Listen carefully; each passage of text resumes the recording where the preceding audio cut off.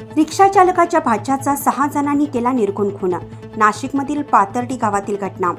पाथर्डी गावात जुन्या वादातून रिक्षा चालकाच्या भाच्याचा 6 जणांनी निर्घुण खून केल्याची धक्कादायक घटना समोर आली। या घटनेतील 6 आरोपींना इंदिरानगर पोलिसांनी अवघ्या 1 तासाच्या आत अटक केली। ही घटना 22 सप्टेंबर रोजी रात्री 9:30 ते 10च्या सुमारास घडली।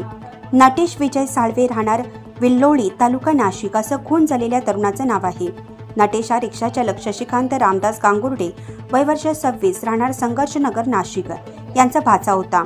या घटनेची पोलिसांनी दिलेली अधिक माहिती अशी की 22 सप्टेंबर रोजी रात्री नटेश हा पाथर्डी गावातील काझी मस्जिद इमारतीसमोरून जात असताना त्याला 6 जणांनी गाठलं।